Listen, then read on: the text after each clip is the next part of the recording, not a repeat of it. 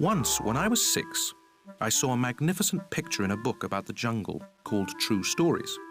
It showed a boa constrictor swallowing a wild beast. Here is a copy of the picture. In the book it said, boa constrictors swallow their prey whole without chewing. Afterward, they are no longer able to move, and they sleep during the 6 months of their digestion.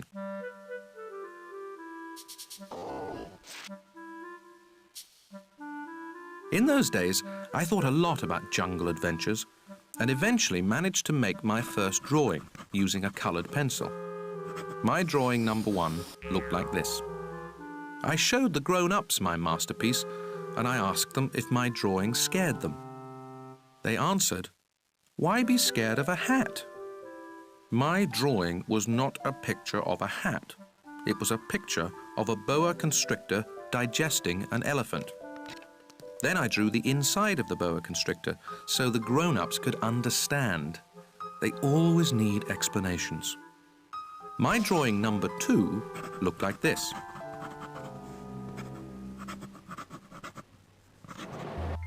The grown-ups advised me to put away my drawings of boa constrictors, outside or inside, and apply myself instead to geography, history, arithmetic, and grammar. That is why I abandoned, at the age of 6, a magnificent career as an artist. I had been discouraged by the failure of my drawing number 1 and of my drawing number 2.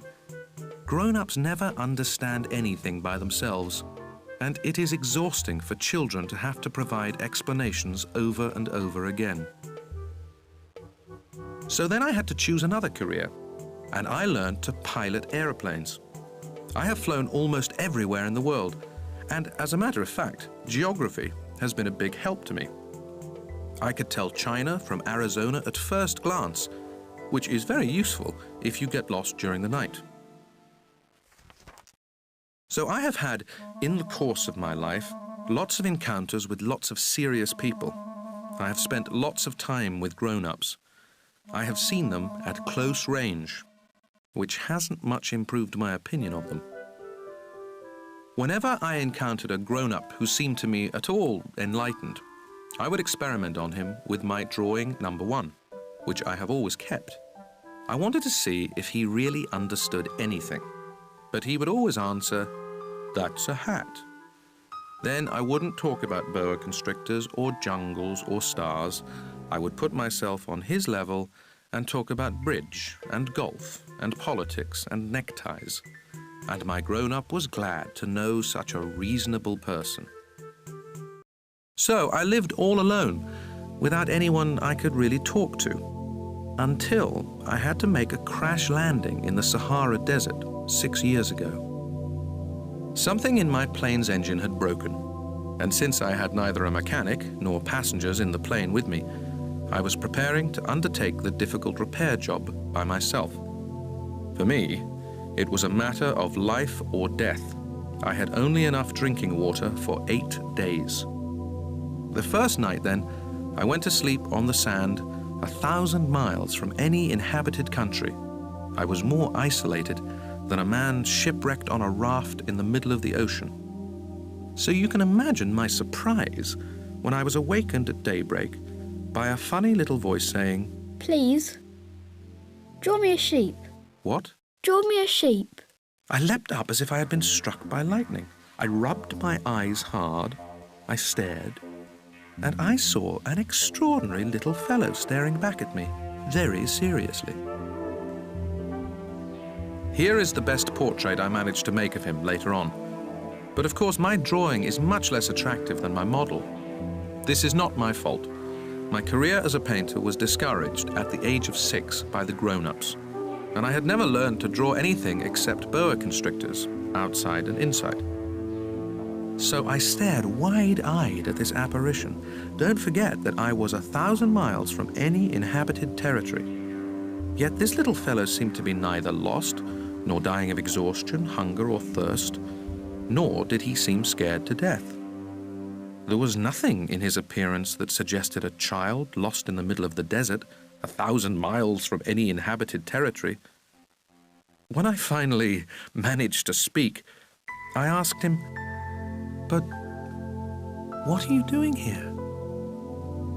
And then he repeated, very slowly and very seriously, Please, draw me a sheep.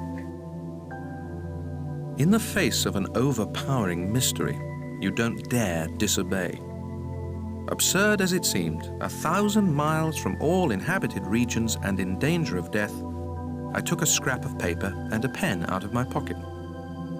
But then I remembered that I had mostly studied geography, history, arithmetic, and grammar, and I told the little fellow, rather crossly, that I didn't know how to draw. He replied, That doesn't matter. Draw me a sheep. Since I had never drawn a sheep, I made him one of the only 2 drawings I knew how to make, the one of the boa constrictor from outside. And I was astounded to hear the little fellow answer, No, I don't want an elephant inside a boa constrictor. A boa constrictor is very dangerous, and an elephant would get in the way. Where I live, everything is very small. I need a sheep. Draw me a sheep.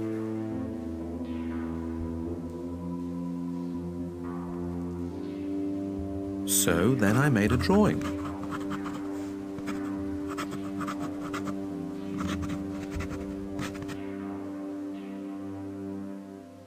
He looked at it carefully and then said, No, this one is already quite sick. Make another. I made another drawing.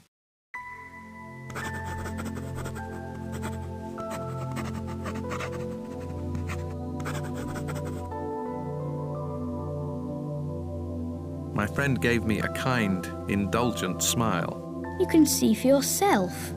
That's not a sheep, it's a ram. It has horns.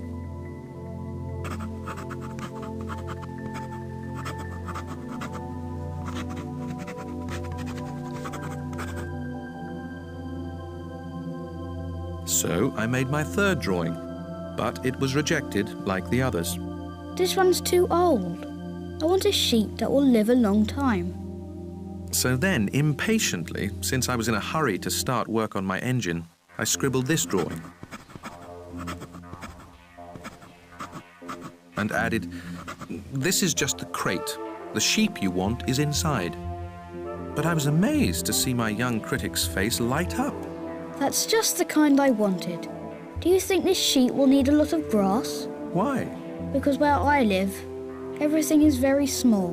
There's sure to be enough. I've given you a very small sheep. He bent over the drawing. Not so small as all that. Look, he's gone to sleep. And that's how I made the acquaintance of the little prince.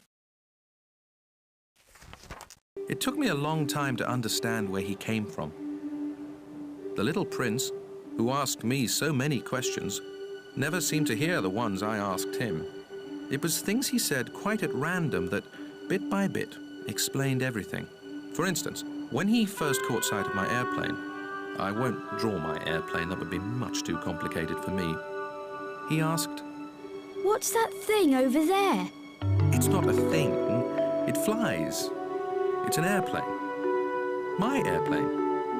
And I was proud to tell him I could fly. Then he exclaimed, What? You fell out of the sky?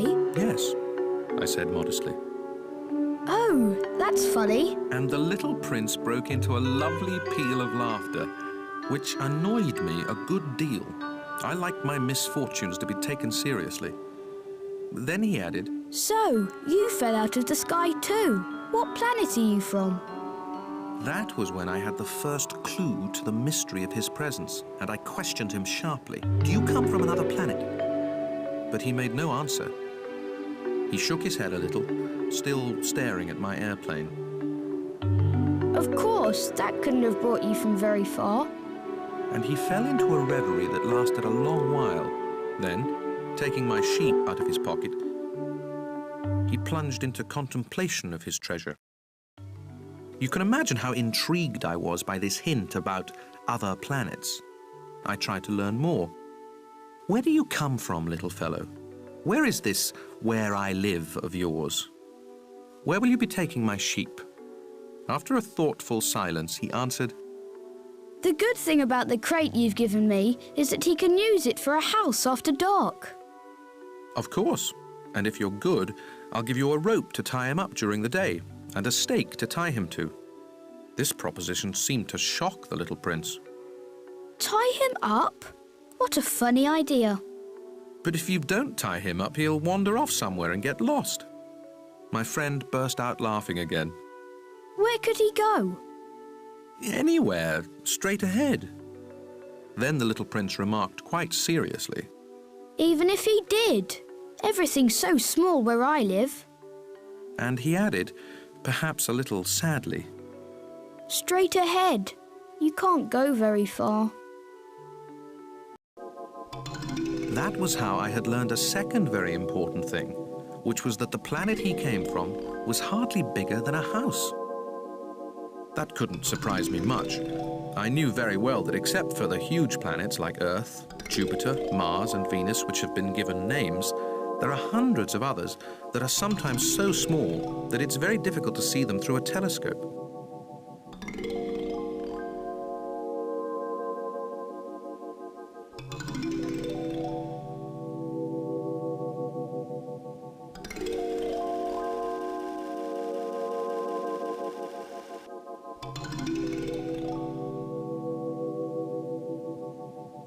When an astronomer discovers one of them, he gives it a number instead of a name.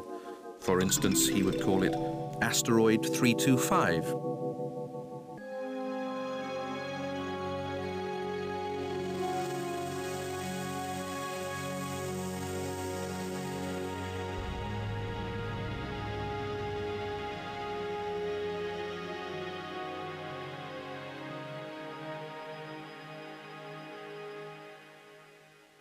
I have serious reasons to believe that the planet the little prince came from is asteroid B612. This asteroid has been sighted only once by telescope, in 1909 by a Turkish astronomer, who had then made a formal demonstration of his discovery at an international astronomical congress. But no one had believed him on account of the way he was dressed. Grown-ups are like that. Fortunately, for the reputation of asteroid B612, a Turkish dictator ordered his people, on pain of death, to wear European clothes. The astronomer repeated his demonstration in 1920, wearing a very elegant suit. And this time, everyone believed him.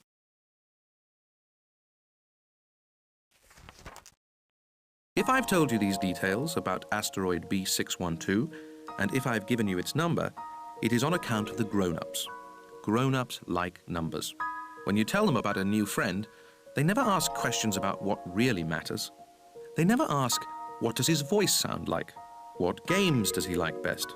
Does he collect butterflies? They ask, how old is he? How many brothers does he have? How much does he weigh? How much money does his father make? Only then do they think they know him. If you tell grown-ups, I saw a beautiful red brick house with geraniums at the windows and doves on the roof, they won't be able to imagine such a house.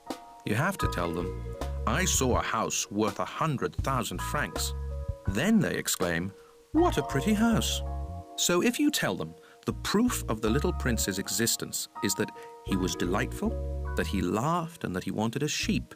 When someone wants a sheep, that proves he exists. They shrug their shoulders and treat you like a child. But if you tell them the planet he came from is asteroid B612, then they'll be convinced and they won't bother you with their questions. That's the way they are. You must not hold it against them. Children should be very understanding of grown-ups. But of course, those of us who understand life couldn't care less about numbers. I should have liked to begin this story like a fairy tale. I should have liked to say, once upon a time, there was a little prince who lived on a planet hardly any bigger than he was, and who needed a friend. For those who understand life, that would sound much truer. The fact is, I don't want my book to be taken lightly. Telling these memories is so painful for me. It's already been 6 years since my friend went away, taking his sheep with him. If I try to describe him here, it's so I won't forget him. It's sad to forget a friend.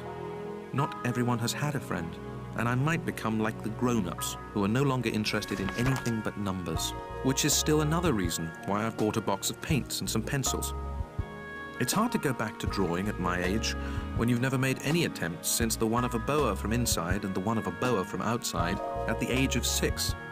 I'll certainly try to make my portraits as true to life as possible, but I'm not entirely sure of succeeding. One drawing works, and the next no longer bears any resemblance. And I'm a little off on his height, too. In this one, the little prince is too tall, and here he's too short, and I'm uncertain about the colour of his suit. So I grope in one direction and another as best I can. In the end, I'm sure to get certain more important details all wrong. But here, you'll have to forgive me. My friend never explained anything. Perhaps he thought I was like himself. But I, unfortunately, cannot see a sheep through the sides of a crate. I may be a little like the grown-ups. I must have grown old.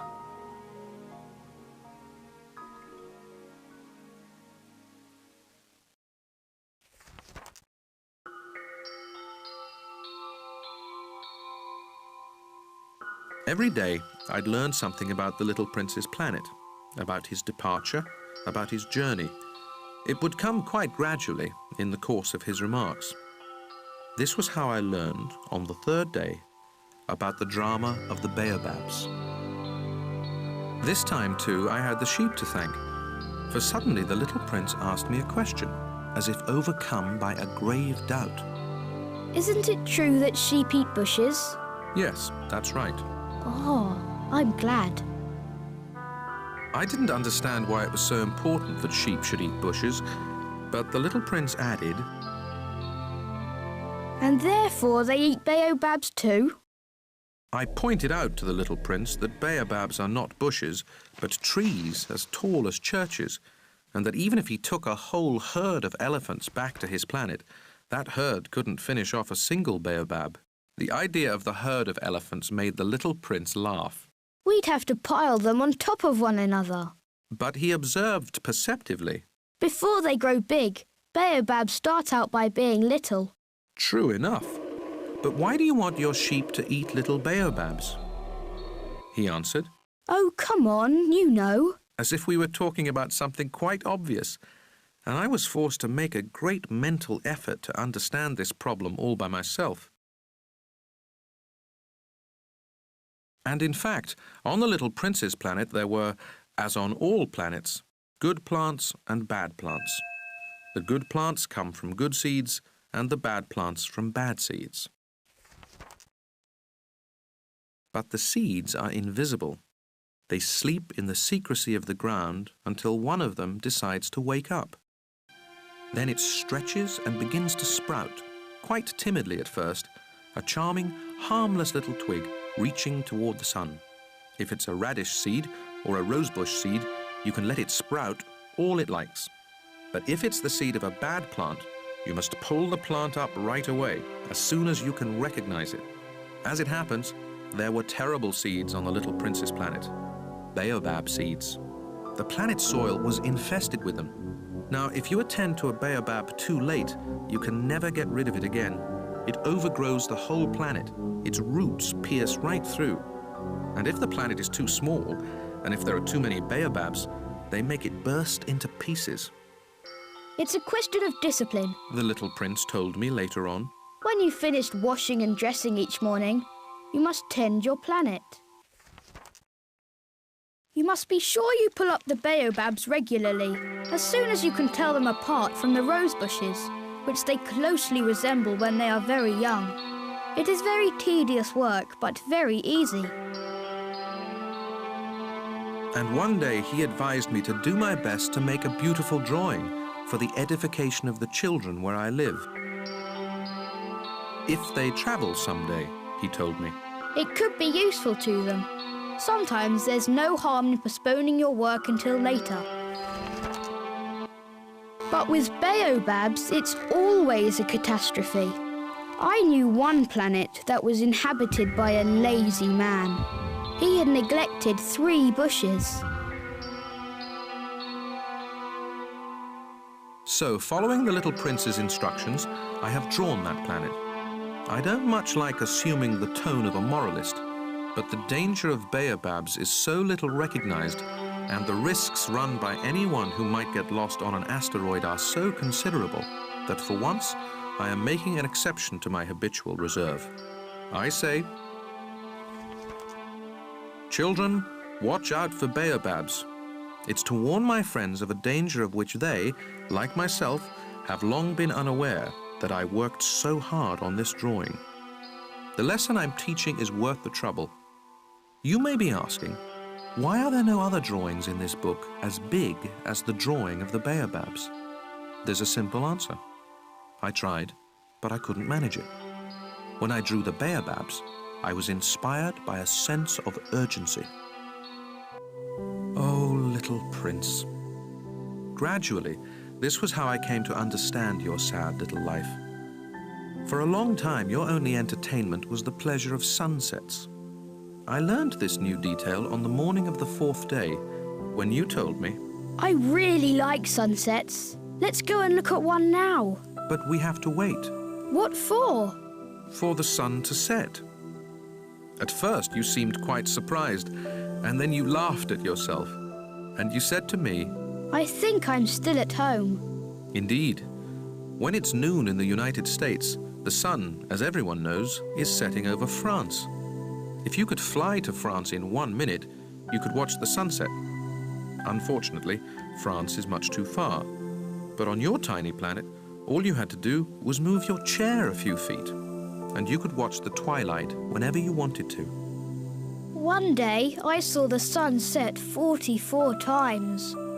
You know, when you're feeling very sad, sunsets are wonderful. On the day of the 44 times, were you feeling very sad? But the little prince didn't answer. On the 5th day, thanks again to the sheep, another secret of the little prince's life was revealed to me. Abruptly, with no preamble, he asked me, as if it were the fruit of a problem long pondered in silence. If a sheep eats bushes, does it eat flowers too? A sheep eats whatever it finds. Even flowers that have thorns? Yes, even flowers that have thorns. Then what good are thorns? I didn't know. At that moment, I was very busy trying to unscrew a bolt that had got jammed in my engine. I was quite worried, for my plane crash was beginning to seem extremely serious, and the lack of drinking water made me fear the worst. What good are thorns? The little prince never let go of a question once he had asked it. I was annoyed by my jammed bolt, and I answered without thinking. Thorns are no good for anything. They're just the flower's way of being mean. Oh. But after a silence, he lashed out at me with a sort of bitterness. I don't believe you. Flowers are weak. They're naive. They reassure themselves whatever way they can. They believe their thorns make them frightening. I made no answer. At that moment, I was thinking, if this bolt stays jammed, I'll knock it off with the hammer. Again, the little prince disturbed my reflections. Then you think flowers... No, not at all. I don't think anything. I just said whatever came into my head. I'm busy here with something serious. He stared at me, astounded. Something serious? He saw me holding my hammer, my fingers black with grease, bending over an object he regarded as very ugly. You talk like the grown-ups. That made me a little ashamed, but he added mercilessly, You confuse everything. You got it all mixed up. He was really very annoyed. He tossed his golden curls in the wind. I know a planet inhabited by a red-faced gentleman. He's never smelled a flower. He's never looked at a star. He's never loved anyone. He's never done anything except add up numbers. And all day long he says over and over, just like you, I'm a serious man, I'm a serious man. And that puffs him up with pride. But he's not a man at all. He's a mushroom. He's a what? A mushroom.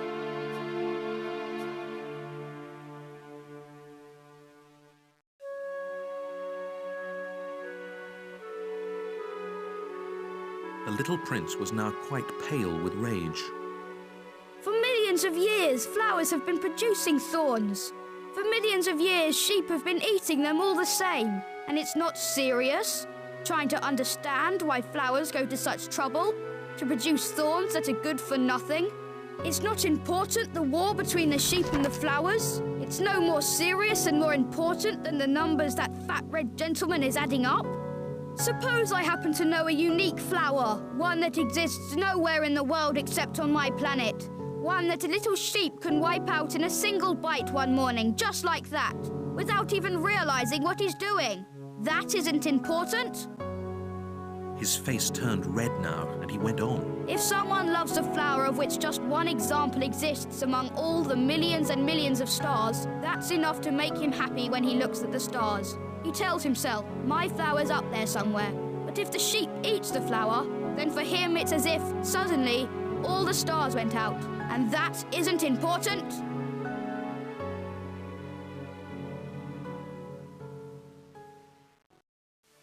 He couldn't say another word. All of a sudden, he burst out sobbing. Night had fallen. I dropped my tools. What did I care about my hammer, about my bolt, about thirst and death?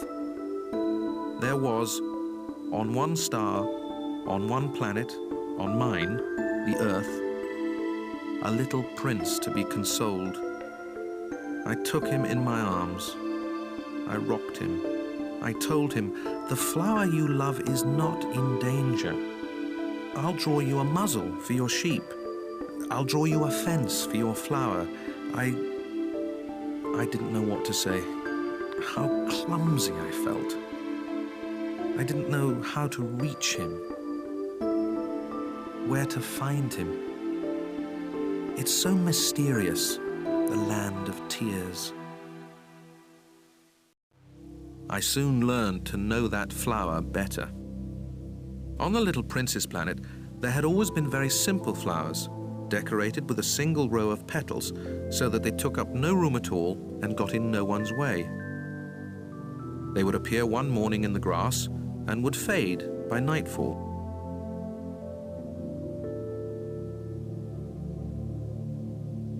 But this one had grown from a seed brought from who knows where, and the little prince had kept a close watch over a sprout that was not like any of the others.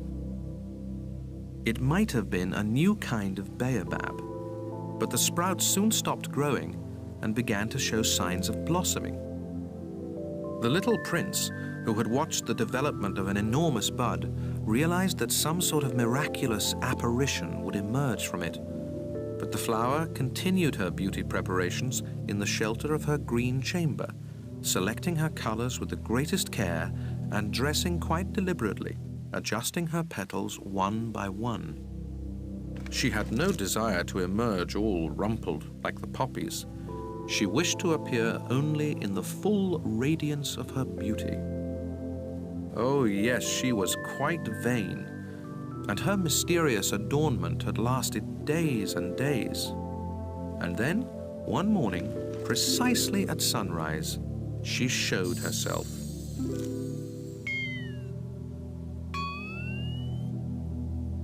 And after having labored so painstakingly, she yawned and said, I'm hardly awake.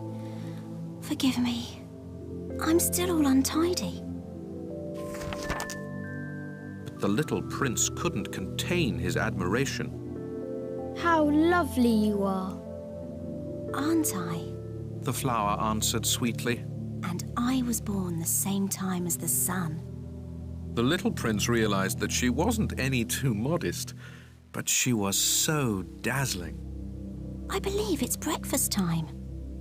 Would you be so kind as to tend to me? And the little prince, utterly abashed, having gone to look for a watering can, served the flower. She had soon begun tormenting him with her rather touchy vanity. One day, for instance, alluding to her 4 thorns, she remarked to the little prince, I'm ready for tigers, with all their claws. There are no tigers on my planet. And besides, tigers don't eat weeds. I am not a weed. Forgive me.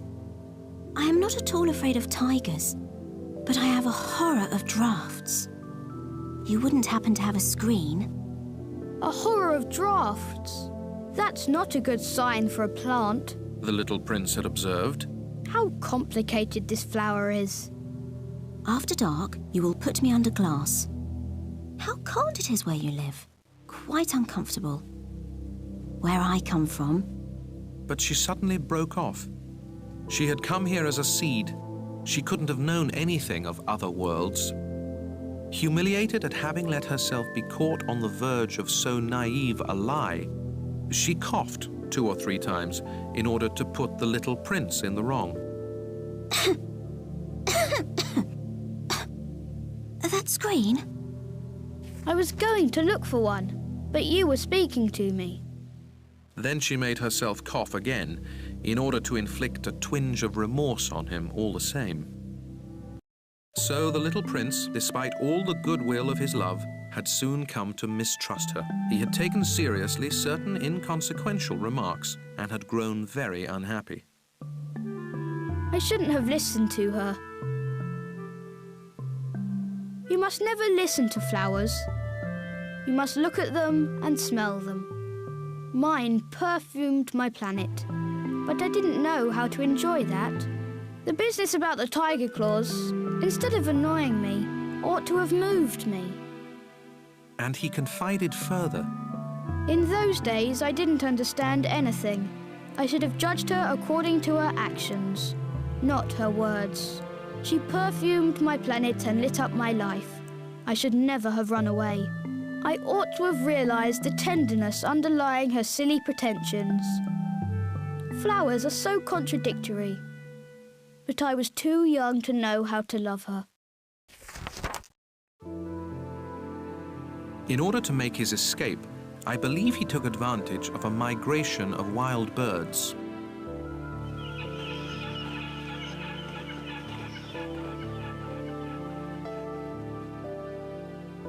On the morning of his departure, he put his planet in order. He carefully raked out his active volcanoes. The little prince possessed 2 active volcanoes, which were very convenient for warming his breakfast.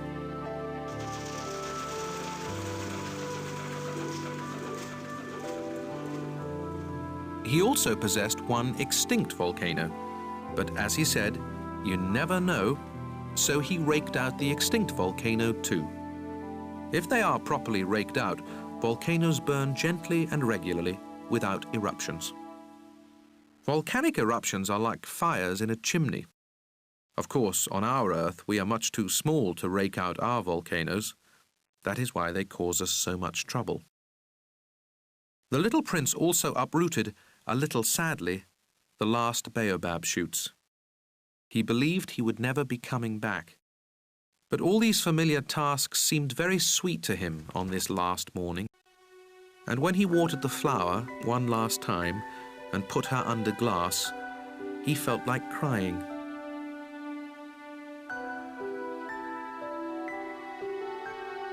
Goodbye, He said to the flower, but she did not answer him. goodbye. He repeated. The flower coughed, but not because she had a cold. I've been silly. I ask your forgiveness. Try to be happy. He was surprised that there were no reproaches. He stood there, quite bewildered, holding the glass bell in mid-air.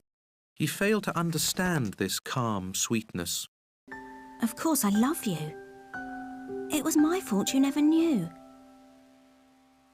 It doesn't matter. But you were just as silly as I was. Try to be happy. Put that glass thing down. I don't want it anymore. But the wind. My cold isn't that bad. The night air will do me good. I'm a flower. But the animals. I need to put up with 2 or 3 caterpillars if I want to get to know the butterflies. Apparently they're very beautiful. Otherwise, who will visit me?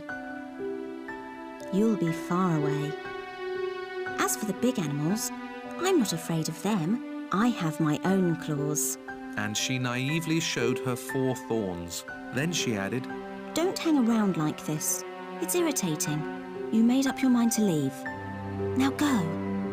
for she didn't want him to see her crying. She was such a proud flower.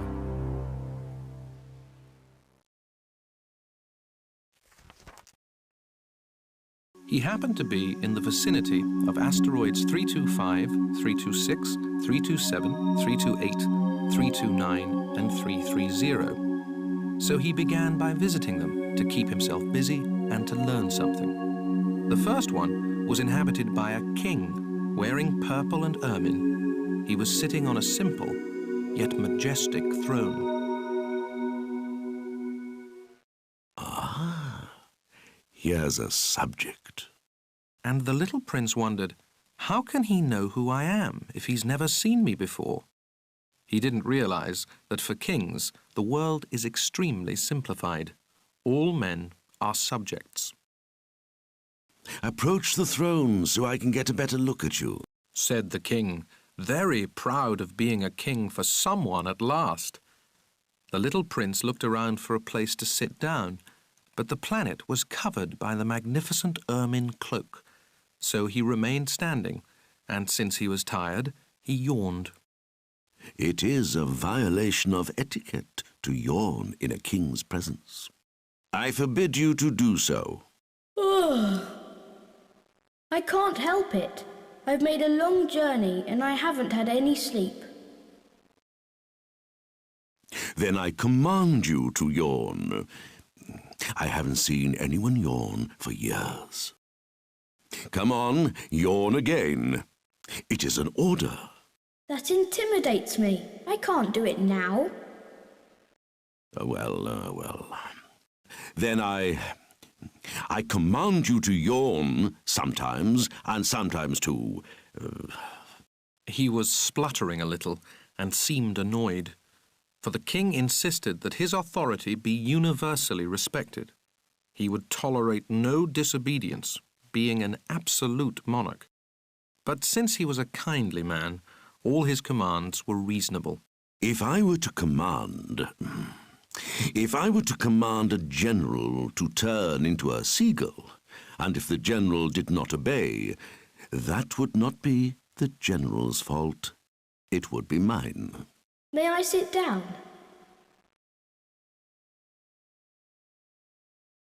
I command you to sit down. But the little prince was wondering. The planet was tiny. Over what could the king really reign? Sire, excuse me for asking. I command you to ask. Sire, over what do you reign? Over everything. Over everything? Over everything. Over all that.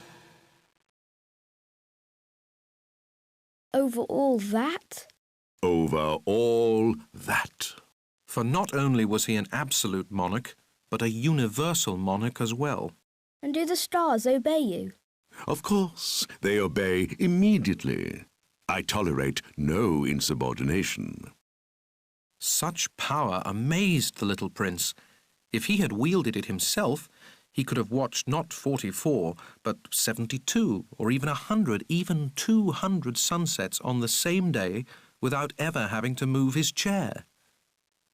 And since he was feeling rather sad on account of remembering his own little planet, which he had forsaken, he ventured to ask a favour of the king. I'd like to see a sunset. Do me a favour, Your Majesty. Command the sun to set. If I commanded a general to fly from one flower to the next like a butterfly, or to write a tragedy, or to turn into a seagull, and if the general did not carry out my command, which of us would be in the wrong, the general or me? You would be. Exactly. One must command from each what each can perform. Authority is based, first of all, upon reason. If you command your subjects to jump in the ocean, there will be a revolution. I am entitled to command obedience because my orders are reasonable. Then my sunset? You shall have your sunset. I shall command it. But I shall wait, according to my science of government, until conditions are favourable. And when will that be? Well, well...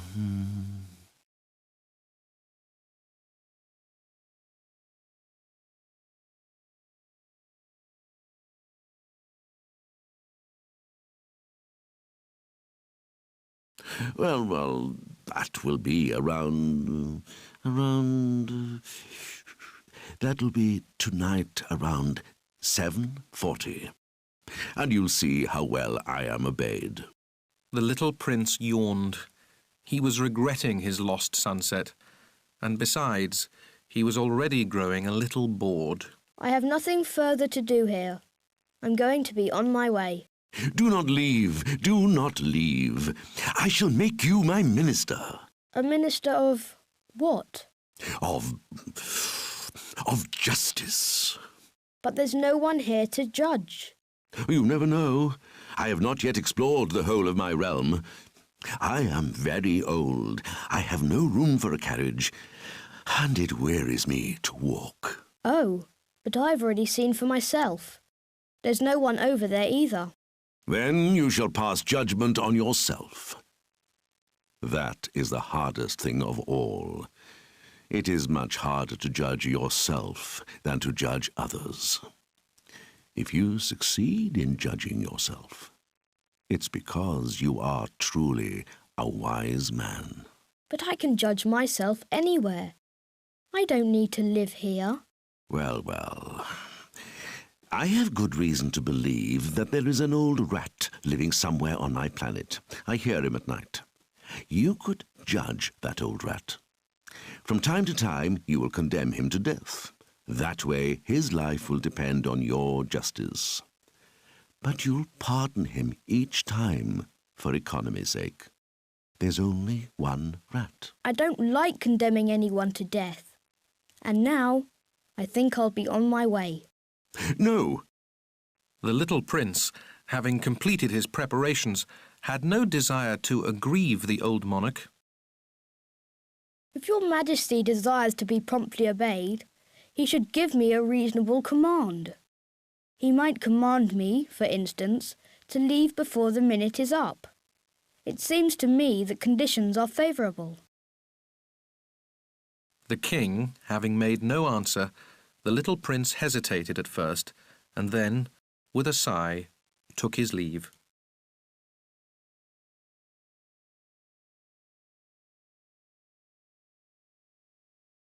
I make you my ambassador. Grown-ups are so strange, the little prince said to himself as he went on his way. The second planet was inhabited by a very vain man. Ah, a visit from an admirer, He exclaimed when he caught sight of the little prince, still at some distance. To vain men, other people are admirers. Hello. That's a funny hat you're wearing. It's for answering acclamations. Unfortunately, no one ever comes this way. Is that so?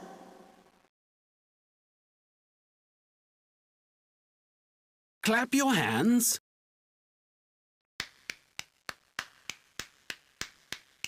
This is more entertaining than the visit to the king.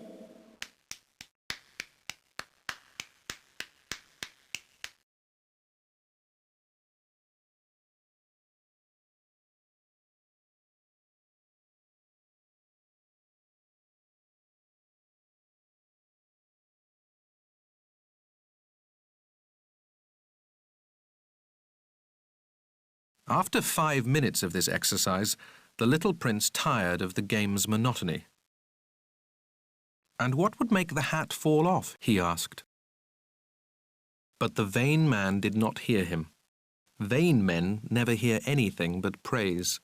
Do you really admire me a great deal? What does that mean, admire?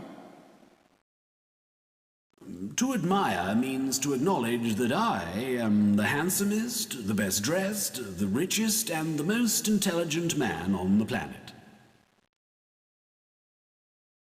But you're the only man on your planet. Do me this favor. Admire me all the same. I admire you, but what is there about my admiration that interests you so much? And the little prince went on his way. Grown-ups are certainly very strange, He said to himself as he continued on his journey.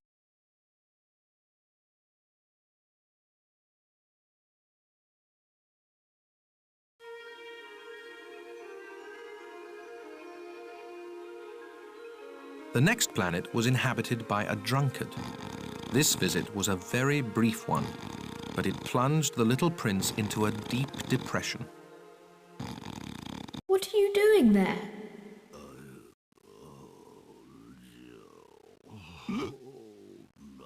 Drinking.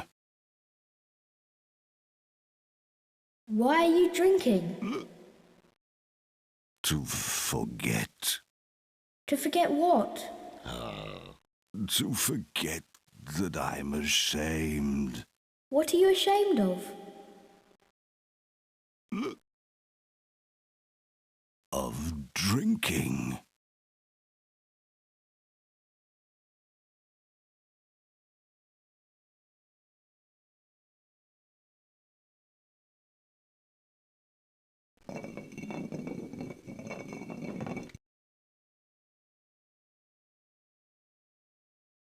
And the little prince went on his way, puzzled.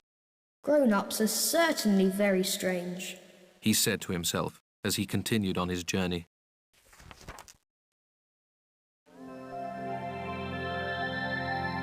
The fourth planet belonged to a businessman. This person was so busy that he didn't even raise his head when the little prince arrived. 28. 3 and 2 make 5. 5 and 7, 12. 26 Hello? and 5, 31. 3 and 2 make 5. 5 and 7, 12. 12 Your and 3, cigarette's 15. gone out. Hello. 15 and 7, 22. 22 and 6, 28. No time to light it again. 26 and 5, 31. Phew. That amounts to 501,622,731. 500 million what? 495. 1, 2, 3, 4, 5, 6. 2 minus 4.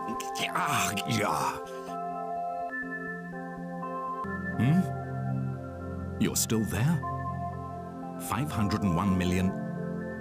I don't remember. I have so much work to do.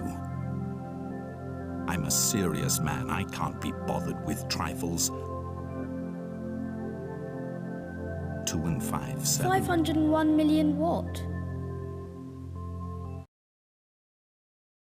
For the 54 years I've inhabited this planet, I've been interrupted only 3 times. The first time was 22 years ago when I was interrupted by a beetle that had fallen onto my desk from God knows where. It made a terrible noise, and I made 4 mistakes in my calculations. The second time was 11 years ago when I was interrupted by a fit of rheumatism. I don't get enough exercise. I haven't time to take strolls. I'm a serious person. The third time is right now. Oh, where was I? 501 million. Million what? Oh, of those little things you sometimes see in the sky. Flies? No, those little shiny things. Bees? No, those little golden things that make lazy people daydream. Now, I'm a serious person. I have no time for daydreaming. Oh, you mean the stars? Yes, that's it. Stars. And what do you do with 500 million stars? 501,622,731. I'm a serious person and I'm accurate. And what do you do with those stars? What do I do with them? Yes. Nothing. I own them. You own the stars? Yes. But I've already seen a king who... Kings don't own, they reign over. It's quite different. And what good does owning the stars do you? It does me the good of being rich. And what good does it do you to be rich? It lets me buy other stars if somebody discovers them. How can someone own the stars? To whom do they belong? I don't know. To nobody? Then they belong to me, because I thought of it first. And that's all it takes? Of course. When you find a diamond that belongs to nobody in particular, then it's yours. When you find an island that belongs to nobody in particular, it's yours. When you're the first person to have an idea, you patent it and it's yours. Now I own the stars, since no one before me ever thought of owning them. That's true enough. And what do you do with them? I manage them. I count them, and then count them again. It's difficult work, but I'm a serious person. If I own a scarf, I can tie it around my neck and take it away. If I own a flower, I can pick it and take it away. But you can't pick the stars. No, but I can put them in the bank. What does that mean? That means that I write the number of my stars on a slip of paper, and then I lock that slip of paper in a drawer. And that's all? That's enough. That's amusing, thought the little prince, and even poetic, but not very serious. The little prince had very different ideas about serious things from those of the grown-ups. I own a flower myself, which I water every day. I own 3 volcanoes, which I rake out every week. I even rake out the extinct one. You never know. So it's of some use to my volcanoes, and it's useful to my flower that I own them. But you're not useful to the stars.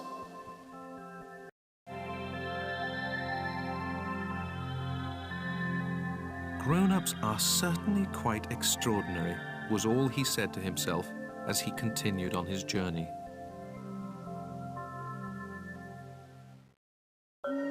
The 5th planet was very strange. It was the smallest of all. There was just enough room for a street lamp and a lamplighter.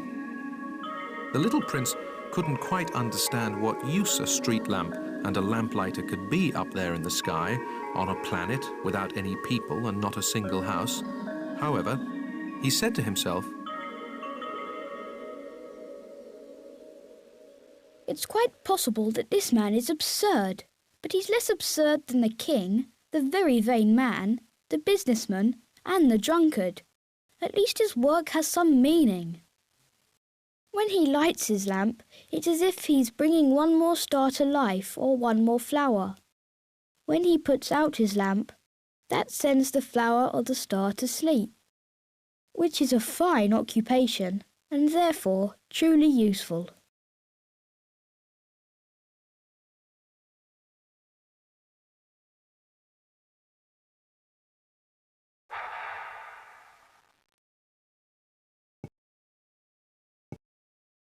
when the little prince reached this planet, he greeted the lamplighter respectfully.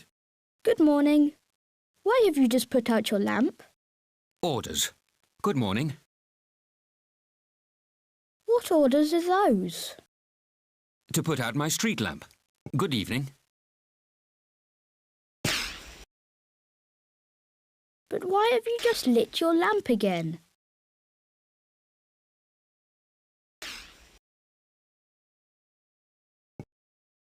Orders. I don't understand.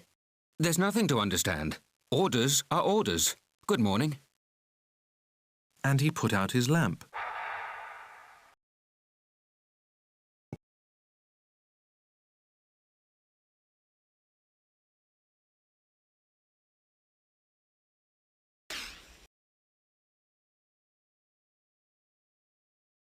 It's a terrible job I have.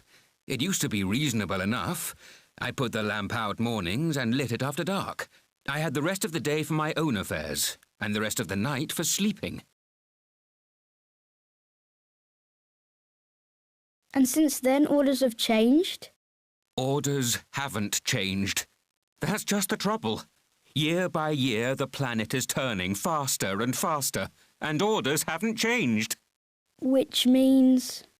Which means that now that the planet revolves once a minute, I don't have an instant's rest. I light my lamp and turn it out once every minute. That's funny.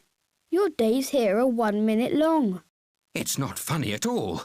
You and I have already been talking to each other for a month. A month? Yes, 30 minutes, 30 days. Good evening. The little prince watched him, growing fonder and fonder of this lamplighter who was so faithful to orders. He remembered certain sunsets that he himself used to follow in other days merely by shifting his chair. He wanted to help his friend. You know, I can show you a way to take a rest whenever you want to. I always want to rest. For it is possible to be faithful and lazy at the same time. Your planet is so small that you can walk around it in 3 strides. All you have to do is walk more slowly, and you'll always be in the sun. When you want to take a rest, just walk, and the day will last as long as you want it to. What good does that do me, when the one thing in life I want to do is sleep? Then you're out of luck. I am. Good morning. Now that man, the little prince said to himself as he continued on his journey, that man would be despised by all the others, by the king, by the very vain man, by the drunkard, by the businessman, yet he's the only one who doesn't strike me as ridiculous. Perhaps it's because he's thinking of something besides himself. He heaved a sigh of regret and said to himself again, That man is the only one I might have made my friend. But his planet is really too small. There's not room for 2. What the little prince dared not admit was that he most regretted leaving that planet because it was blessed with 1,440 sunsets every 24 hours.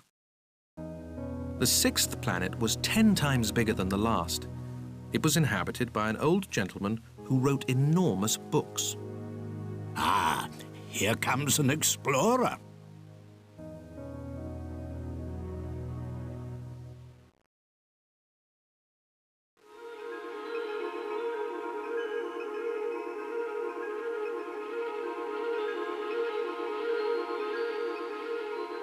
Where do you come from? What's that big book? What do you do with it? I'm a geographer. And what's a geographer?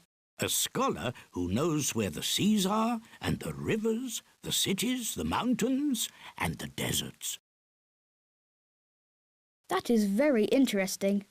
Here at last is someone who has a real profession. Your planet is very beautiful.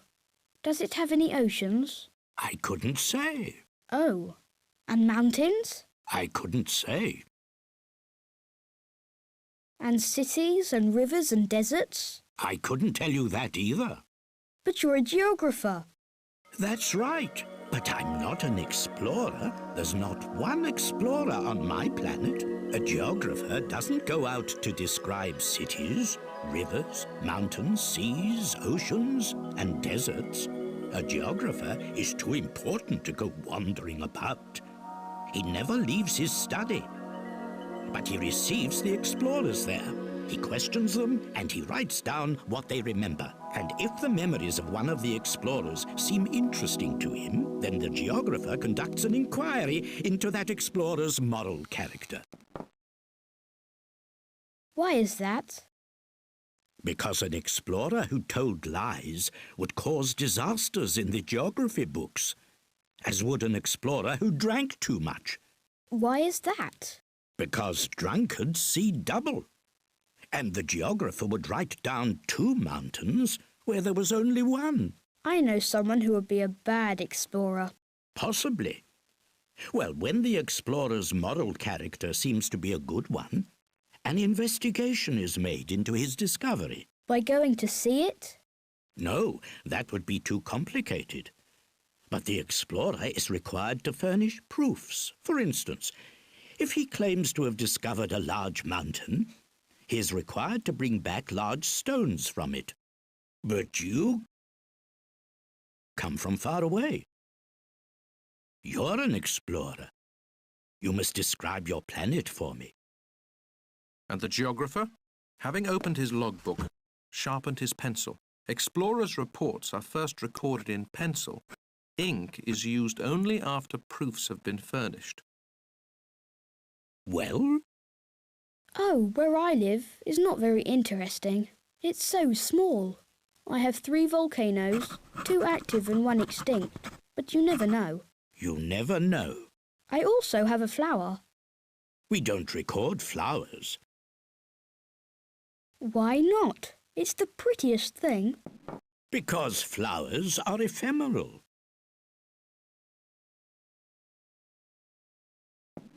What does ephemeral mean? Geographies are the finest books of all. They never go out of fashion. It is extremely rare for a mountain to change position. It is extremely rare for an ocean to be drained of its water. We write eternal things. But extinct volcanoes can come back to life. What does ephemeral mean? Whether volcanoes are extinct or active comes down to the same thing for us. For us, what counts is the mountain. That doesn't change. But what does ephemeral mean? It means which is threatened by imminent disappearance. Is my flower threatened by imminent disappearance? Of course. My flower is ephemeral, and she has only 4 thorns with which to defend herself against the world. And I've left her all alone where I live. That was his first impulse of regret. But he plucked up his courage again.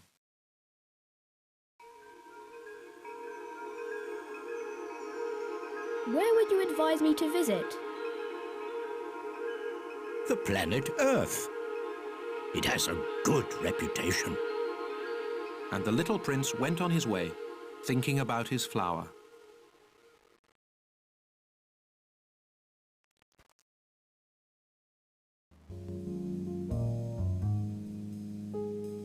The 7th planet, then, was the Earth.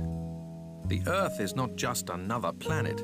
It contains 111 kings, including, of course, the African kings, 7,000 geographers, 900,000 businessmen, 7.5 million drunkards, 311 million egotists. In other words, about 2 billion grown-ups. To give you a notion of the Earth's dimensions, I can tell you that before the invention of electricity, it was necessary to maintain, over the whole of 6 continents, a veritable army of 462,511 lamplighters. Seen from some distance, this made a splendid effect.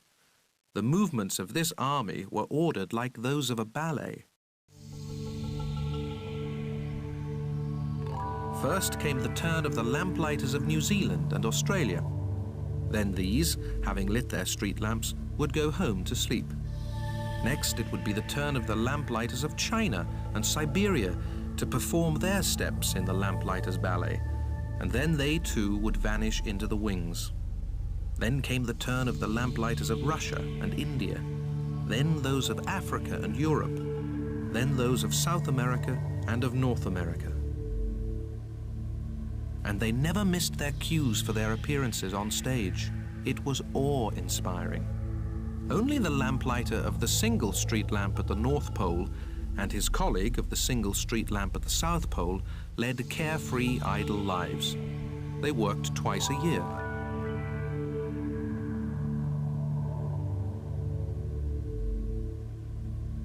Trying to be witty leads to lying, more or less.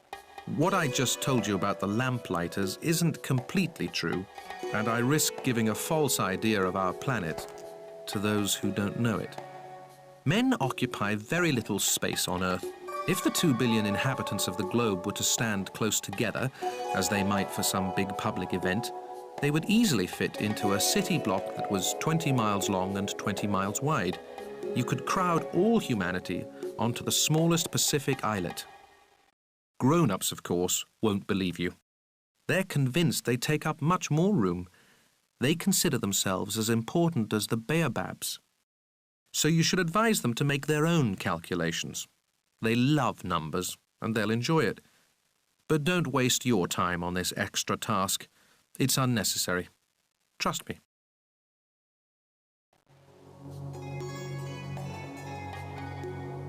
So once he reached the Earth, the little prince was quite surprised not to see anyone. He was beginning to fear he had come to the wrong planet, when a moon-coloured loop uncoiled on the sand.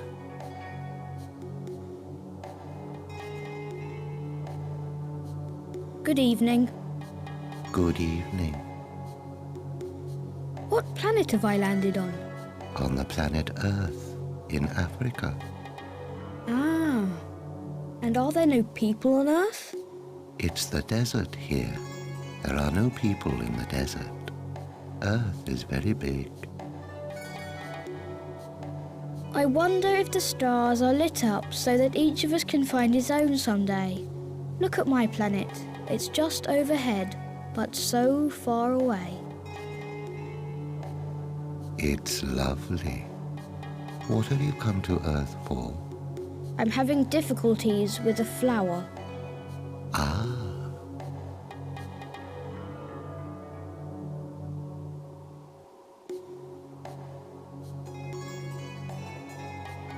Where are the people?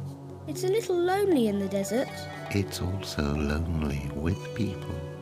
You're a funny creature. No thicker than a finger. But I'm more powerful than a king's finger. You're not very powerful. You don't even have feet. You couldn't travel very far. I can take you further than a ship. Anyone I touch, I send back to the land from which he came. But you're innocent, and you come from a star.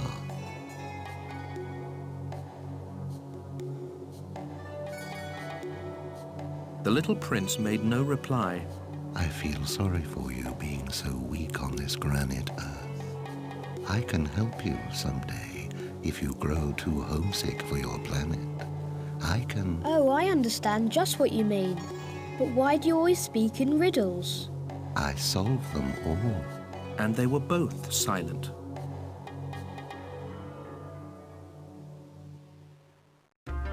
The little prince crossed the desert and encountered only one flower. A flower with 3 petals. A flower of no consequence. Good morning. Good morning. Where are the people? The flower had one day seen a caravan passing. People? There are 6 or 7 of them, I believe, in existence. I caught sight of them years ago, but you never know where to find them. The wind blows them away. They have no roots, which hampers them a good deal. Goodbye. Goodbye. The little prince climbed a high mountain.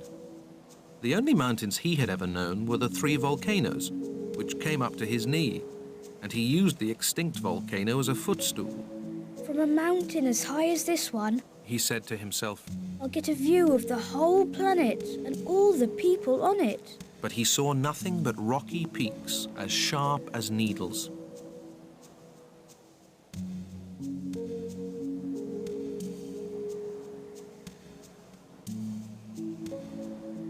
Hello, hello, hello, hello, hello.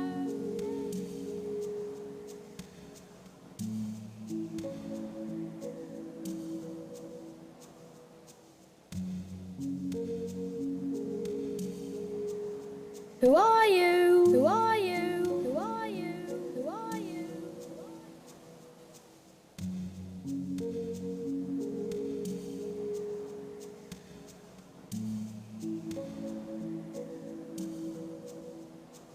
Let's be friends. I'm lonely. I'm lonely. I'm lonely. I'm lonely. I'm lonely. I'm lonely. What a peculiar planet, he thought. It's all dry and sharp and hard, and people here have no imagination. They repeat whatever you say to them. Where I live, I had a flower. She always spoke first.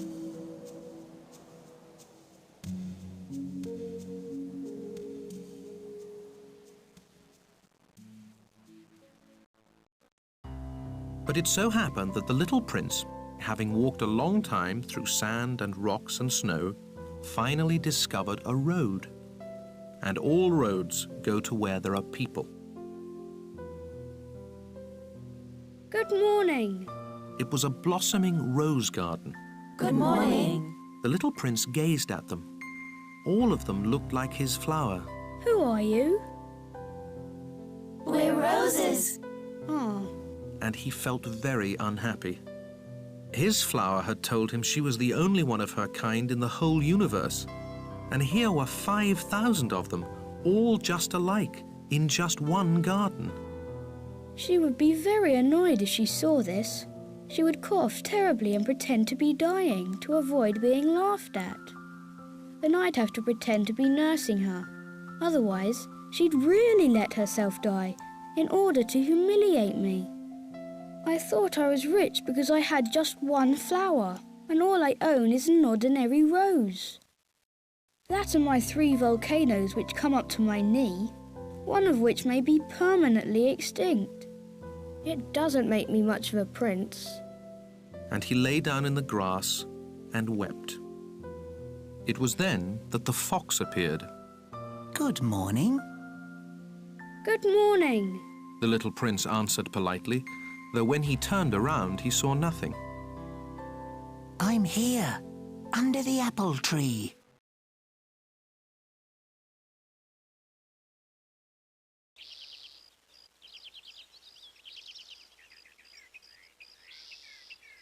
Who are you? You're very pretty. I'm a fox. Come and play with me. I'm feeling so sad. Oh, I can't play with you. I'm not tamed. Ah, excuse me. What does tamed mean? You're not from around here. What are you looking for? I'm looking for people. What does tamed mean? People have guns and they hunt. It's quite troublesome. And they also raise chickens. That's the only interesting thing about them. Are you looking for chickens? No, I'm looking for friends. What does tamed mean? It's something that's been too often neglected. It means to create ties. To create ties? That's right. For me, you're only a little boy just like 100,000 other little boys. And I have no need of you. And you have no need of me either. For you, I'm only a fox like 100,000 other foxes. But if you tame me, we'll need each other. You'll be the only boy in the world for me. I'll be the only fox in the world for you. I'm beginning to understand. There's a flower. I think she's tamed me. Possibly. On Earth, one sees all kinds of things. Oh, this isn't on Earth. On another planet? Yes. Are there hunters on that planet? No. Now that's interesting. And chickens? No. Nothing's perfect, sighed the fox. But he returned to his idea. My life is monotonous. I hunt chickens. People hunt me. All chickens are just alike. And all men are just alike. So I'm rather bored. But if you tame me, my life will be filled with sunshine. I'll know the sound of footsteps that will be different from all the rest. Other footsteps send me back underground. Yours will call me out of my burrow like music. And then, look, you see the wheat fields over there? I don't eat bread. For me, wheat is of no use whatever. Wheat fields say nothing to me, which is sad. But you have hair the colour of gold, so it will be wonderful once you've tamed me. The wheat, which is golden, will remind me of you. And I'll love the sound of the wind in the wheat. The fox fell silent and stared at the little prince for a long while. Please, tame me.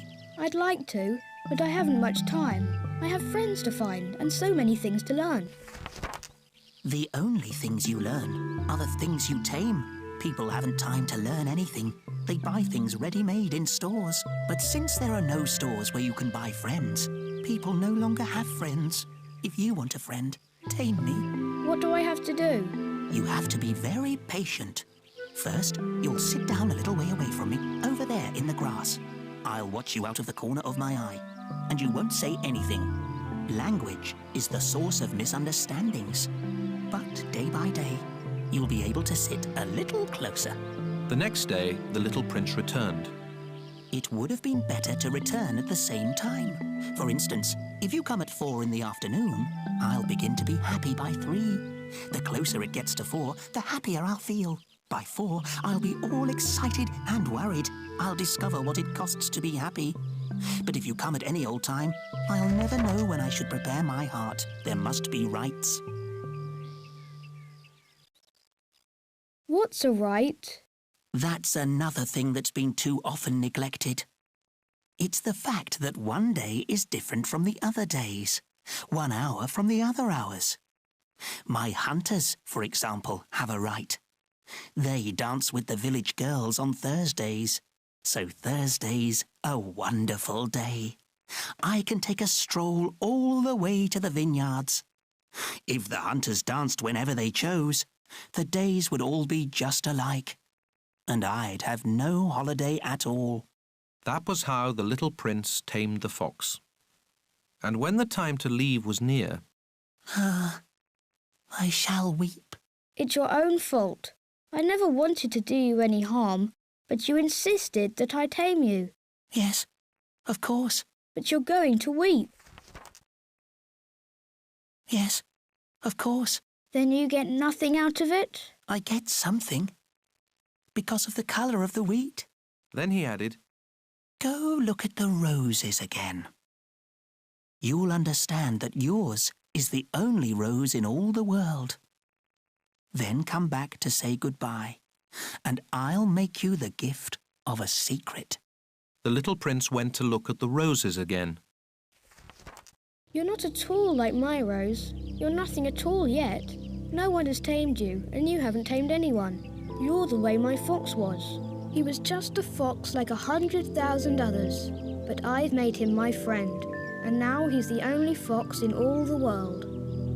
And the roses were humbled. You're lovely, but you're empty. One couldn't die for you. Of course, an ordinary passerby would think my rose looked just like you. But my rose, all on her own, is more important than all of you together, since she's the one I've watered, since she's the one I put under glass, since she's the one I sheltered behind a screen, since she's the one for whom I killed the caterpillars, except the 2 or 3 for butterflies, since she's the one I listened to when she complained, or when she boasted, or even sometimes when she said nothing at all, since she's my rose. And he went back to the fox. Goodbye. Goodbye. Here is my secret. It's quite simple. One sees clearly only with the heart. Anything essential is invisible to the eyes. Anything essential is invisible to the eyes. The little prince repeated, in order to remember. It's the time you spent on your rose that makes your rose so important. It's the time I spent on my rose. The little prince repeated, in order to remember. People have forgotten this truth, but you mustn't forget it. You become responsible forever for what you've tamed. You're responsible for your rose. I'm responsible for my rose. The little prince repeated, in order to remember. Good morning. Good morning. What is it that you do here? I sort the travellers into bundles of 1,000. I dispatch the trains that carry them, sometimes to the right, sometimes to the left.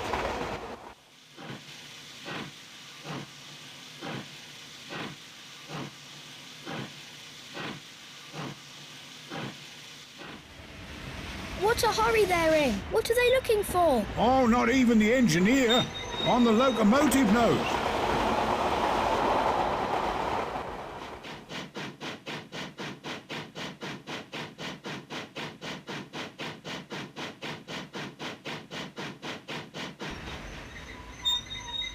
Are they coming back already? It's not the same ones. It's an exchange. They weren't satisfied where they were. No one is ever satisfied where he is.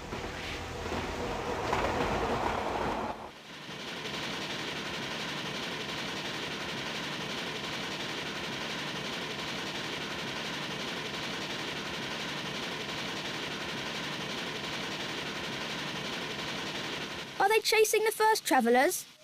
They're not chasing anything. They're sleeping in there, or else they're yawning. Only the children are pressing their noses against the window panes. Only the children know what they're looking for. They spend their time on a rag doll and it becomes very important. And if it's taken away from them, they cry. Oh, they're lucky.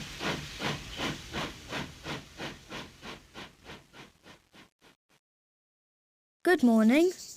Good morning. This was a sales clerk who sold pills invented to quench thirst. Swallow one a week and you no longer feel any need to drink. Why do you sell these pills? They save so much time. Experts have calculated that you can save 53 minutes a week.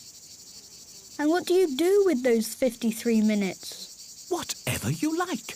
If I had 53 minutes to spend as I liked, I'd walk very slowly toward a water fountain. It was now the 8th day since my crash landing in the desert, and I'd listened to the story about the sales clerk as I was drinking the last drop of my water supply. "Ah," I said to the little prince, "your memories are very pleasant, but I haven't yet repaired my plane. I have nothing left to drink, and I, too, would be glad to walk very slowly toward a water fountain." My friend the fox told me. "Little fellow, this has nothing to do with the fox." Why? "Because we're going to die of thirst." The little prince didn't follow my reasoning and answered me, It's good to have had a friend, even if you're going to die. Myself, I'm very glad to have had a fox for a friend. "He doesn't realize the danger," I said to myself. "He's never hungry or thirsty. A little sunlight is enough for him." But the little prince looked at me and answered my thought. I'm thirsty too. Let's find a well. I made an exasperated gesture. It is absurd looking for a well at random in the vastness of the desert. But even so, we started walking. When we had walked for several hours in silence, night fell, and stars began to appear. I noticed them as in a dream, being somewhat feverish on account of my thirst. The little prince's words danced in my memory. "So you're thirsty too?" I asked.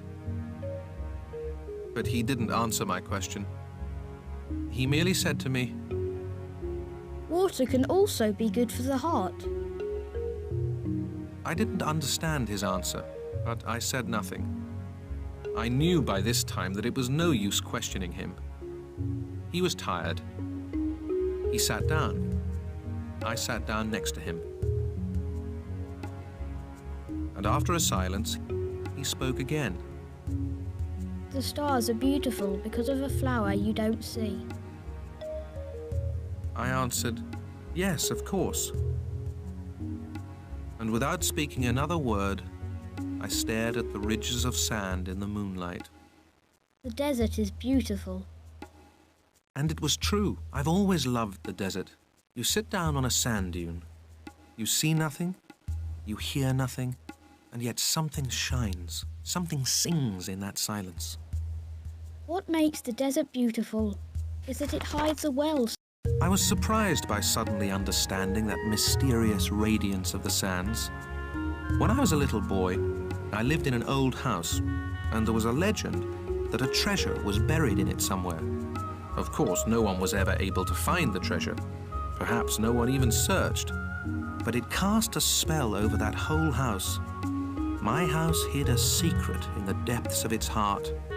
Yes, I said to the little prince, whether it's a house or the stars or the desert, what makes them beautiful is invisible.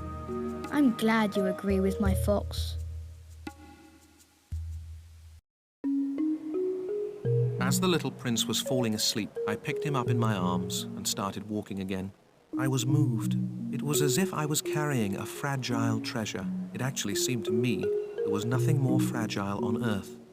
By the light of the moon, I gazed at that pale forehead, those closed eyes, those locks of hair trembling in the wind, and I said to myself, what I'm looking at is only a shell. What's most important is invisible, as his lips parted in a half-smile. I said to myself again, what moves me so deeply about this sleeping little prince is his loyalty to a flower, the image of a rose shining within him, like the flame within a lamp, even when he's asleep. And I realized he was even more fragile than I had thought. Lamps must be protected. A gust of wind can blow them out. And walking on like that, I found the well at daybreak.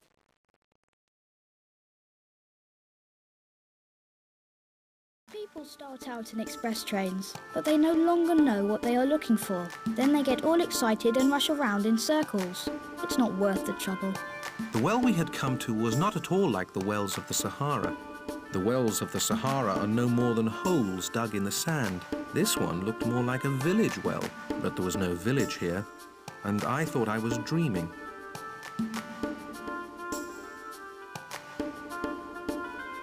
It's strange, I said to the little prince. Everything is ready. The pulley, the bucket, and the rope. He laughed, grasped the rope, and set the pulley working, and the pulley groaned the way an old weather vane groans when the wind has been asleep a long time.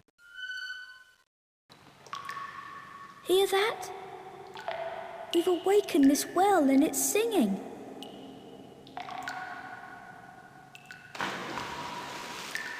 I didn't want him to tire himself out. Let me do that. It's too heavy for you. Slowly, I hoisted the bucket to the edge of the well. I set it down with great care. The song of the pulley continued in my ears, and I saw the sun glisten on the still trembling water. I'm thirsty for that water. Let me drink some. And I understood what he'd been looking for. I raised the bucket to his lips. He drank, eyes closed. It was as sweet as a feast. That water was more than merely a drink. It was born of our walk beneath the stars, of the song of the pulley, of the effort of my arms. It did the heart good, like a present. When I was a little boy, the Christmas tree lights, the music of midnight mass, the tenderness of people's smiles made up in the same way the whole radiance of the Christmas present I received. People where you live grow 5,000 roses in one garden, yet they don't find what they're looking for. They don't find it, I answered. And yet, what they are looking for could be found in a single rose or a little water. Of course, I answered. And the little prince added, But eyes are blind. You have to look with the heart. I had drunk the water. I could breathe easy now. The sand, at daybreak, is honey-coloured. And that colour was making me happy, too. Why then did I also feel so sad? You must keep your promise, said the little prince, sitting up again beside me. What promise? You know, a muzzle for my sheep. I'm responsible for this flower. I took my drawings out of my pocket. The little prince glanced at them and laughed as he said, Your baobabs look more like cabbages. Oh, I had been so proud of the baobabs. Your fox, his ears look more like horns, and they're too long. And he laughed again. You're being unfair, my little prince. I never knew how to draw anything but boas from the inside and boas from the outside. Oh, that'll be all right. Children understand. So then I drew a muzzle, and with a heavy heart I handed it to him. You've made plans I don't know about, but he didn't answer. He said, You know, my fall to earth, Tomorrow will be the first anniversary. Then after a silence, he continued. I landed very near here. And he blushed. And once again, without understanding why, I felt a strange grief. However, a question occurred to me. Then it wasn't by accident that on the morning I met you, 8 days ago, you were walking that way, all alone, 1,000 miles from any inhabited region. Were you returning to the place where you fell to earth? The little prince blushed again, and I added hesitantly, perhaps on account of the anniversary?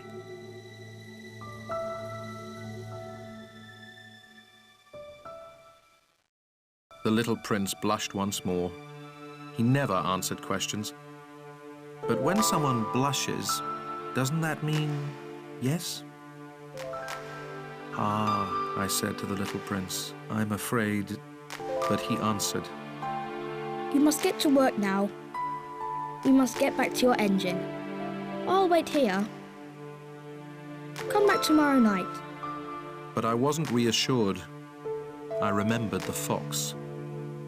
You risk tears if you let yourself be tamed. Beside the well, there was a ruin, an old stone wall. When I came back from my work the next evening, I caught sight of my little prince from a distance. He was sitting on top of the wall, legs dangling, and I heard him talking. Don't you remember? This isn't exactly the place. Another voice must have answered him then, for he replied, Oh yes, it's the right day, but this isn't the place. I continued walking toward the wall. I still could neither see nor hear anyone, yet the little prince answered again. Of course. You'll see where my tracks begin on the sand. Just wait for me there.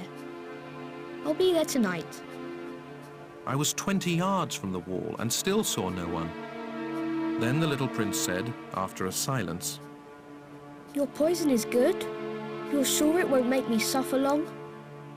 I stopped short, my heart pounding, but I still didn't understand. Now go away. I want to get down from here. Then I looked down toward the foot of the wall and gave a great start. There, coiled in front of the little prince, was one of those yellow snakes that can kill you in 30 seconds. As I dug into my pocket for my revolver, I stepped back, but at the noise I made, the snake flowed over the sand like a trickling fountain and without even hurrying, slipped away between the stones with a faint metallic sound.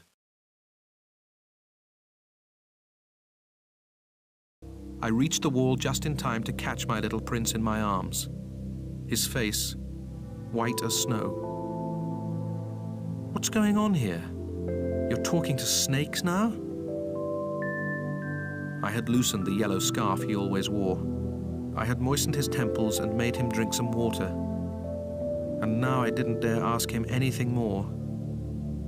He gazed at me with a serious expression and put his arms round my neck.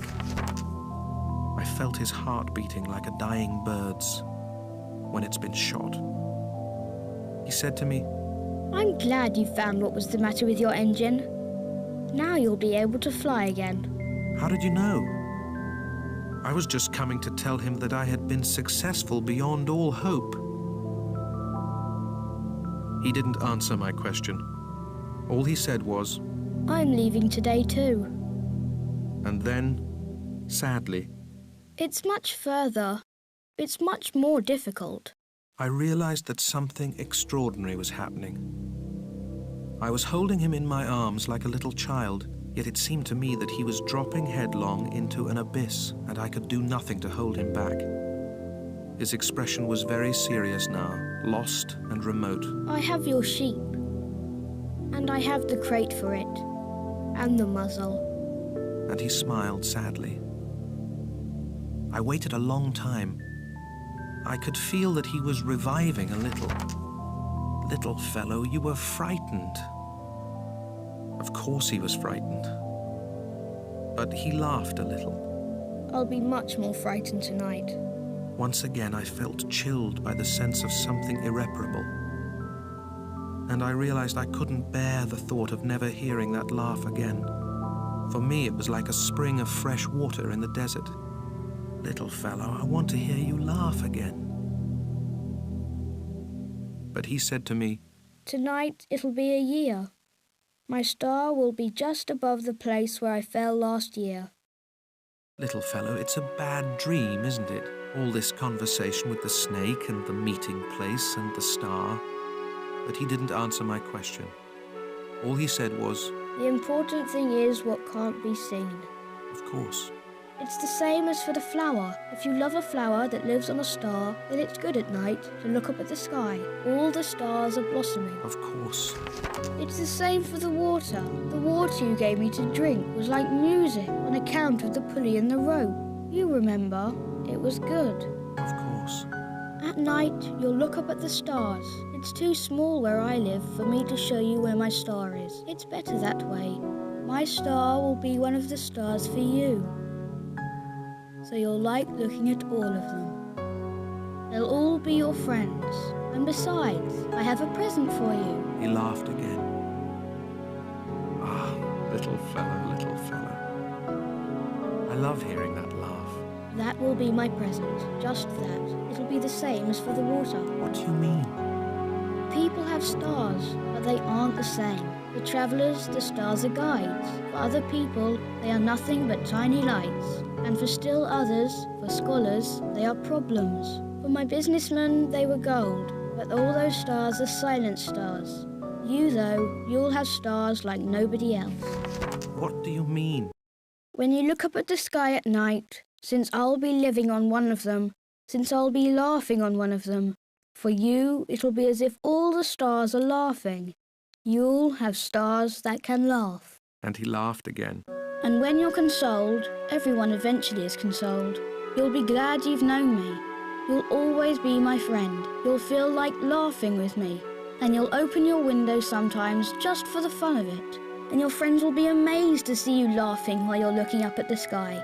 Then you'll tell them, yes, it's the stars. They always make me laugh. And they'll think you're crazy. It'll be a nasty trick I played on you. And he laughed again. And it'll be as if I had given you, instead of stars, a lot of tiny bells that know how to laugh. And he laughed again. Then he grew serious once more. Tonight, you know, don't come. I won't leave you.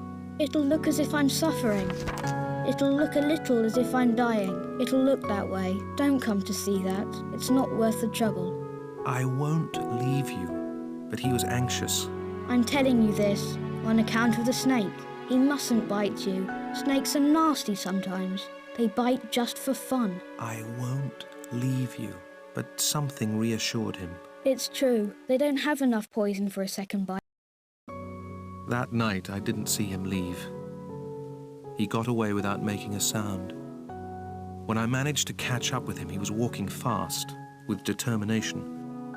All he said was, Ah, you're here. And he took my hand. But he was still anxious. You were wrong to come. You'll suffer. I'll look as if I'm dead, and that won't be true. I said nothing. You understand, it's too far. I can't take this body with me. It's too heavy. I said nothing. But it'll be like an old abandoned shell. There's nothing sad about an old shell. I said nothing. He was a little disheartened now, but he made one more effort. It'll be nice, you know. I'll be looking at the stars too. All the stars will be wells with a rusty pulley. All the stars will pour out water for me to drink. I said nothing. And it'll be fun. You'll have 500 million little bells. I'll have 500 million springs of fresh water. And he too said nothing, because he was weeping. Here's the place. Let me go on alone. And he sat down because he was frightened. Then he said, You know, my flower, I'm responsible for her, and she's so weak and so naive. She has 4 ridiculous thorns to defend her against the world. I sat down too, because I was unable to stand any longer. He said, There. That's all. He hesitated a little longer, then he stood up. He took a step. I couldn't move. There was nothing but a yellow flash close to his ankle. He remained motionless for an instant. He didn't cry out. He fell gently, the way a tree falls. There wasn't even a sound because of the sand.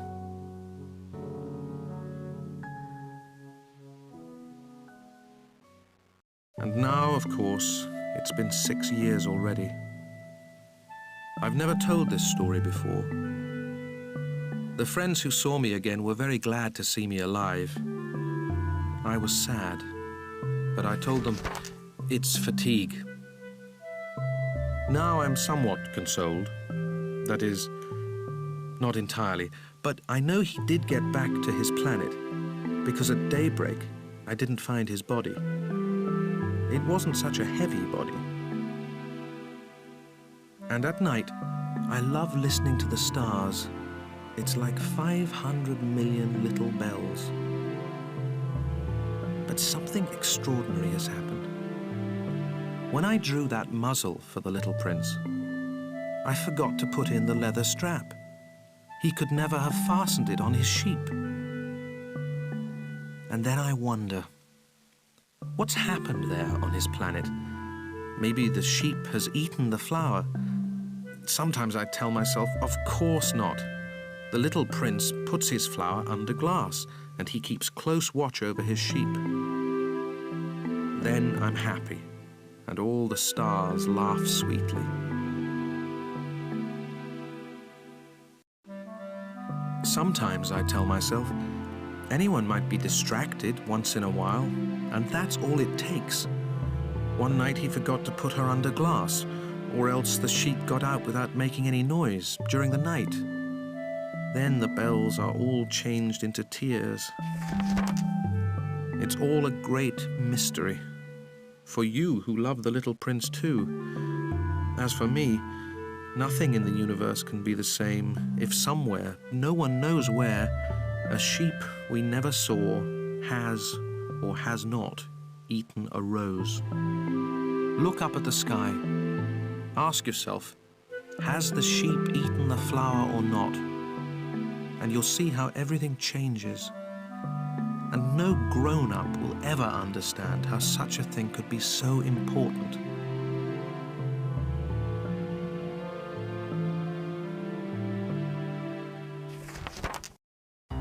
For me, this is the loveliest and the saddest landscape in the world. It's the same landscape as the one on the preceding page, but I've drawn it one more time in order to be sure you see it clearly. It's here that the little prince appeared on Earth, then disappeared. Look at this landscape carefully to be sure of recognizing it. If you should travel to Africa someday, in the desert, and if you happen to pass by here, I beg you not to hurry past. Wait a little, just under the star. Then, if a child comes to you, if he laughs, if he has golden hair, if he doesn't answer your questions, you'll know who he is. If this should happen, be kind. Don't let me go on being so sad. Send word immediately that he's come back.